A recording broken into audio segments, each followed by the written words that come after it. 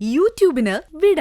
സൂര്യയിലെ എല്ലാ പരമ്പരകളും സംരക്ഷണത്തിന് ശേഷം തികച്ചും സൗജന്യമായി സൺ നെക്സ്റ്റ് ആപ്പ് ഡൗൺലോഡ് ചെയ്യൂ. കണ്ടാസ്വദിക്കാം നിങ്ങളുടെ പ്രിയ പരമ്പരകൾ.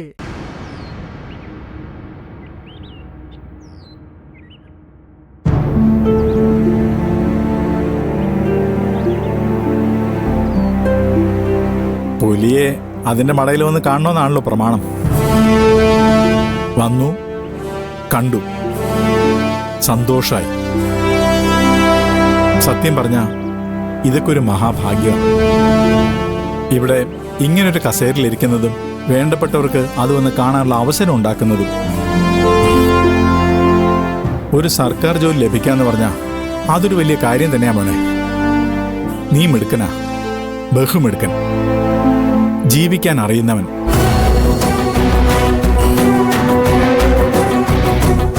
യവന്മാരൊന്നും കൂട്ടുകൂടാൻ കൊള്ളാവുന്നവരല്ല. എന്തോ എനിക്കങ്ങനെയൊന്നും തോന്നുന്നില്ല സർ. എവിടെയായാലും നമ്മൾ ജോലി ചെയ്തല്ലേ പറ്റൂ. മോൻ ആ സ്പിരിറ്റ് ഇല്ലാത്തത് നമ്മുടെ നാടിന്റെ സംസ്കാരത്തെക്കുറിച്ച് അറിയാത്തോണ്ടാ. ഞങ്ങൾ തിരുവനന്തപുരത്തുകാർക്ക് ശ്രീ പത്മനാഭന്റെ കാശെന്ന് വെച്ചാ അത് സ്വർഗം കിട്ടുന്ന സന്തോഷ.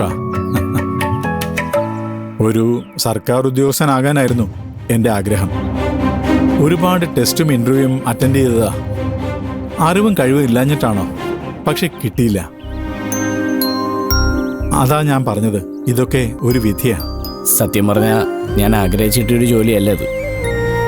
ആകെ ഒറ്റ ടെസ്റ്റ് എഴുതിയുള്ളൂ, അത് ഇങ്ങനെയൊക്കെ ആവുകയും ചെയ്തു. അതാ ഞാൻ പറഞ്ഞത്, മോഹിക്കുന്നവരല്ല പലപ്പോഴും ഭാഗ്യം തേടി വരുന്നത്, തിരിഞ്ഞു നടക്കുന്നവരെയാ. എനിക്ക് കിട്ടാത്ത സൗഭാഗ്യങ്ങൾ എൻ്റെ മകളിലൂടെ സാധിക്കണമെന്ന് ഞാൻ ആഗ്രഹിച്ചു. ഒടുക്കം അതും നടന്നില്ല. അതിനൊക്കെ ഇനിയും സമയമുണ്ടല്ലോ സർ. ജനനി പഠിച്ചുകൊണ്ടിരിക്കുകയല്ലേ? ആ പഠനം കംപ്ലീറ്റ് ചെയ്യാൻ പറ്റുമെന്നാ ഇപ്പോൾ എൻ്റെ പേടി. എന്താ സർ, എന്തെങ്കിലും പ്രശ്നമുണ്ടോ? അപ്പോൾ ഇത്രയും ദിവസമായി മിഥുന് കാര്യങ്ങളൊന്നും മനസ്സിലായില്ലേ? ഇല്ല. എന്താ സർ? ജനനിയും ഹരിയും തമ്മിൽ നല്ല സ്വരച്ചേർച്ചയിലല്ല. സാർ എന്താ ഈ പറയുന്നത്? എനിക്ക് അങ്ങനെയും തോന്നില്ലല്ലോ. തോന്നില്ല. അത്രയ്ക്ക് അഡ്ജസ്റ്റ് ചെയ്താ എൻ്റെ മോൾ ജീവിക്കുന്നത്. ആരെയും ഒന്നും അറിയിക്കാതെ അവള് സ്വയം ശപിച്ചുകൊണ്ട് സഹിക്കുക. അതൊക്കെ സാറിൻ്റെ വെറും തോന്നലുകളാണ്. ജനനി വളരെ സന്തോഷത്തിലാണ്. ഹരിദാസും അവളും നല്ല ചേർച്ചയാണ്. ഇതൊക്കെ എന്നെ വിശ്വസിപ്പിക്കാൻ മിഥുൻ വെറുതെ പറയുന്നതാണെന്ന് എനിക്കറിയാം. കണ്ണടച്ചിരുട്ടാക്കല്ലേ മോനെ. ചേരുംപടി ചേരാൻ പാടില്ലാത്ത ചേർന്നാൽ ഒരിക്കലും ചേർച്ച ഉണ്ടാവില്ല.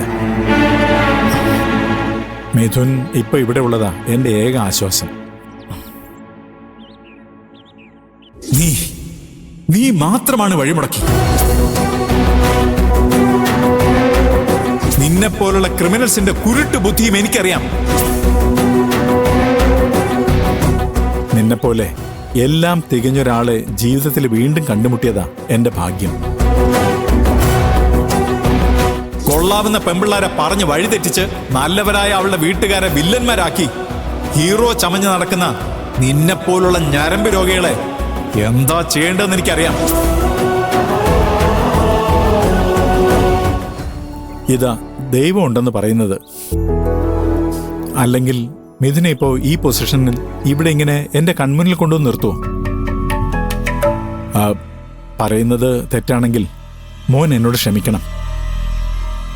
കഴിഞ്ഞതെല്ലാം മറന്ന് എൻ്റെ മോൾക്ക് ഒരു ജീവിതം കൊടുക്കാൻ നിന്നെക്കൊണ്ട് പറ്റില്ലേ?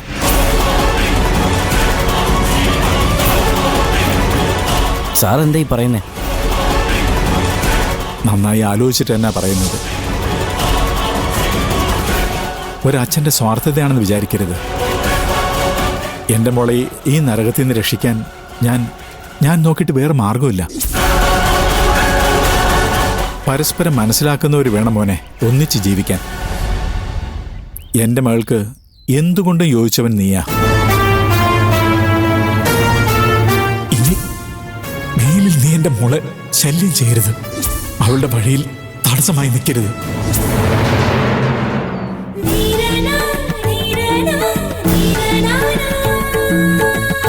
അറിഞ്ഞോ അറിയാതെയോ ഞാൻ മുമ്പ് നിന്നോട് എന്തെങ്കിലും തെറ്റ് ചെയ്തിട്ടുണ്ടെങ്കിൽ നീ എന്നോട് പൊറുക്കണം. അതൊന്നും മനസ്സിൽ വച്ചുകൊണ്ടിരിക്കരുത്. അന്നത്തെ എൻ്റെ സാഹചര്യങ്ങൾ, എൻ്റെ ശരികൾ അതായിരുന്നു. പക്ഷേ ഇപ്പോൾ കാലം എന്നെ വല്ലാതെ മാറ്റിക്കളഞ്ഞു. എൻ്റെ കണക്കൂട്ടലുകളെ കീഴ്മേൽ മറിച്ചു കളഞ്ഞു. ഇപ്പോഴത്തെ എൻ്റെ ശരി ഇതാ.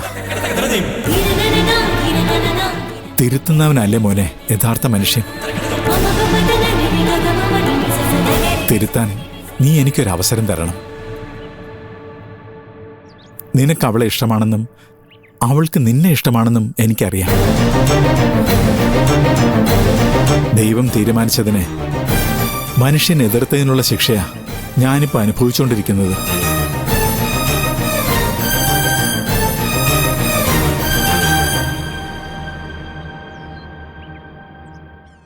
ഉപേക്ഷിക്കരുത്.